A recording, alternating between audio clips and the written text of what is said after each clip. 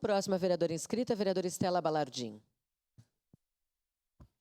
Bom, eu acho que quando nós falamos da importância das casas populares, a gente tem que fazer esse debate sempre de forma intersetorial, olhando para o todo. O que faz de uma casa, de fato, uma habitação digna, né? A gente ter lá os serviços necessários para garantir direitos que estão lá na nossa Constituição Federal.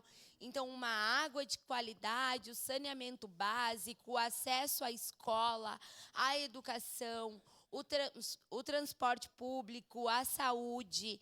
E a gente vê que, infelizmente, essa não vem sendo a realidade dos nossos conjuntos habitacionais. As pessoas são postas lá sem o entendimento de como é viver agora em um prédio, em dividir o seu dia a dia com outros vizinhos, como que elas lidam com isso, como que elas fazem com que os seus animais de estimação se sintam bem naquele espaço. Então, a gente também precisa ter um olhar para essa questão. A gente fala muitas vezes dentro desta casa sobre a importância das famílias não abandonarem os seus bichinhos. Mas, indo para um apartamento, muitas famílias têm dificuldade de mantê-los lá. Então, a gente precisa trabalhar também nesse sentido. Quando a gente vê a ausência do Estado nos locais como Campos da Serra, como Rota Nova, a gente acaba tendo acesso a algumas formas de barbárie das relações entre as pessoas, porque elas não têm o acesso à assistência, para conseguir, inclusive, ter acesso a benefícios que são delas por direito. O Campos da Serra, por muito tempo, teve apenas a UBS como um ponto de referência do Estado, fazendo com que as enfermeiras, assistentes sociais, os médicos, eles tivessem que fazer todo o trabalho social naquela comunidade. A gente tem uma escola de educação infantil que não condiz com a necessidade, com o tamanho da quantidade de crianças que lá tem e que precisam daquelas vagas. A gente não tem uma escola de educação de ensino fundamental. O Rota Nova ele tem uma dificuldade no acesso do transporte público muito grande.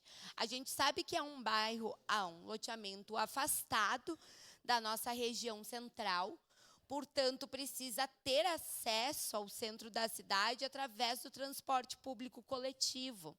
Porém, nenhuma parada fica próximo ao loteamento.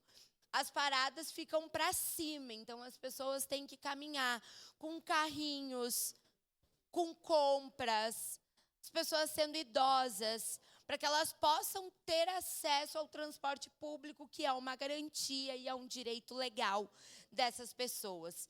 Então, quando a gente fala de projetos de habitação, e aqui o vereador Fiuza cita apenas o governo estadual, eu acho que nós não podemos deixar de olhar para o que o governo federal está fazendo, inclusive agora no processo das enchentes, com o Minha Casa Minha Vida enchentes, para que as pessoas consigam reestruturar e ter uma nova casa. Então, a gente tem que agradecer a todos os âmbitos do governo, ao municipal, ao estadual e ao federal, por ter tido o entendimento de que em Caxias do Sul a gente precisa avançar no que diz respeito à dignidade das habitações das pessoas, que elas possam morar tendo um local onde seus direitos não sejam violados. E para que isso não ocorra, a gente precisa da presença do Estado, a gente precisa de equipamento público para a prática de esporte, a gente precisa de espaço de lazer, a gente precisa de uma boa sinalização na rua, a gente precisa de uma boa rua, a gente precisa de um bom encanamento de água, a gente precisa de educação, de saúde, de assistência social nesses locais. E isso é fundamental. Sempre que a gente fala, mesmo que agora estejamos falando, nos debruçando sobre um um projeto que faz uma alteração mais técnica dessa lei, que a gente não deixe de fazer também essas observações, que podem parecer mais utópicas, mas, na verdade, elas não deixam de ser técnicas, porque a gente sabe que, na prática, que os dados nos comprovam que tudo isso integrado melhora a vida, a qualidade das pessoas e, em consequência, da sociedade. Muito obrigada.